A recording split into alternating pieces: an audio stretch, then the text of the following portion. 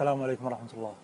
خالص عزائي لأهالي البنات اللي توفوا اليوم عند جسر أم الهيمان بحادث. اليوم هذه الثمرة السيئة للمناطق البعيدة. هذا أمر الله طبعا سبحانه وتعالى، وما على أمر الله اعتراض. لكن لما تكون منطقة بعيدة مثل أم الهيمان، والأبعد حاليا منطقة صباح الأحمد، منطقة شوارعها سيئة، الشوارع اللي توصلها للمدينة سيئة جدا. غير أيضا بعد المنطقة أو بعد هذه المناطق، بعدها عن المناطق أو عفوا المؤسسات الأكاديمية بعيدة جدا.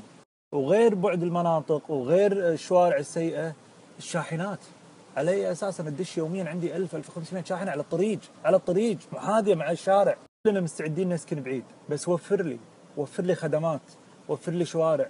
طريق صباح الأحمد الآن الناس ساكنين حريم يروحون يردون عليه سايدين بس.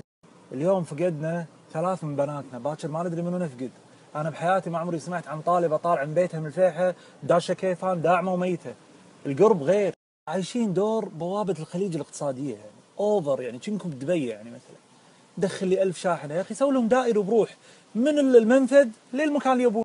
أنا من الناس اللي بالمنطقة العاشرة والله العظيم إذا بطلع مشوار من بيتنا للمدينة الساعة 2 الظهر مستحيل، يا بعد الثنتين بساعة يا قبلها بساعة. والسبب هالشاحنات. الشوارع المؤدية إلى أم الهيمان وإلى صباح الأحمد شوارع ضيجة، شوارع مزحومة كلها شاحنات.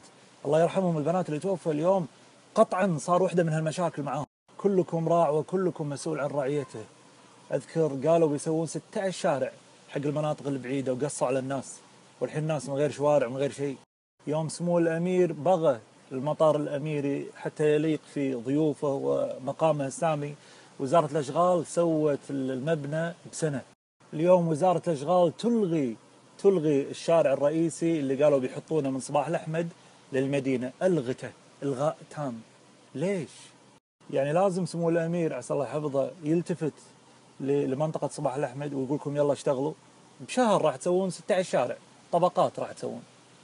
الخلاصة عسى الله يعظم أجر أهل الكويت جميعا في ال3 فتيات والرشايدة والعوازم والعجمان. عسى الله يعظم أجركم جميعا.